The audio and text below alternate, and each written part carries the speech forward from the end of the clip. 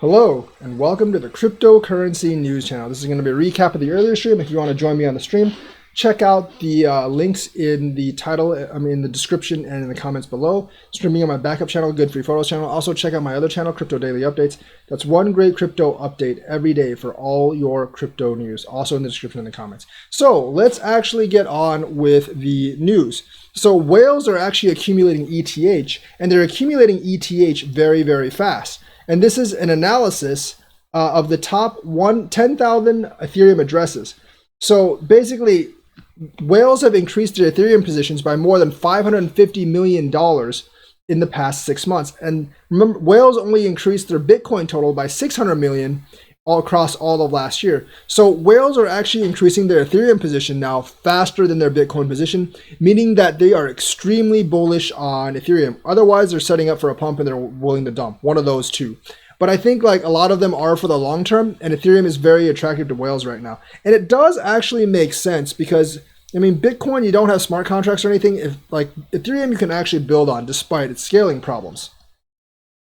So like, there are a lot of new addresses that actually bought somewhere between 100,000 and 250,000 worth of Ethereum, and they represent around 6% of the top 10,000 addresses.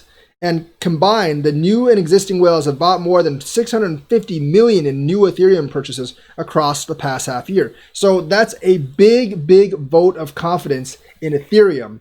And some of them are probably going to take some of that out of circulation and keep it for long term.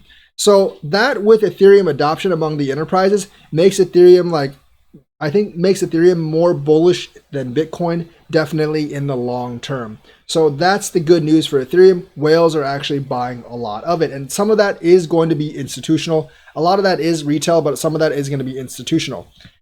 The second piece of news is that Brave has finally integrated the Binance widget. Now, they've been talking about this and betaing it for over a month, but it finally released today, and now you can actually access Binance directly without leaving the browser. You can check your balance. You can actually buy coins. And this is with both Binance and Binance.us. Although I don't know if the buy and sell part is available for Binance.us yet, but it will be added soon. So hopefully this actually gets Brave, like the millions of Brave users to get into crypto, and it actually promotes some of the Binance users to actually use Brave. So it could be very mutually beneficial for both Brave and Binance. And also, Theta coin actually is kind of broadcasting the World Poker Tour. So that's more content through Theta. So people might actually buy more Theta to access that content. So that's the news for Theta. Also, Iota has a partnership with Lidbot. Now, this was actually reported quite a while ago, but I've never actually reported on this. So we're doing on this now. So this is not new news, but it could be news to some of you if you watch my channel for crypto. So basically, Lidbot is basically a waste management system. It basically tracks, like how full like a waste bin is, like when it needs to be dumped, and all this other data. And this actually has a lot of use cases. It can definitely help like garbage disposal, the garbage disposal industry, which is pretty big. It can really like garbage truck drivers. They can see via an app like, oh, which garbage cans are actually full, which ones I need to go to, and that will save on both manpower costs, and also it will save on truck fleet costs. So this actually optimizes a fairly big industry. It's not an industry that most people ever hear of, but the waste disposal industry is actually really big, especially in urban areas. And this could definitely streamline that.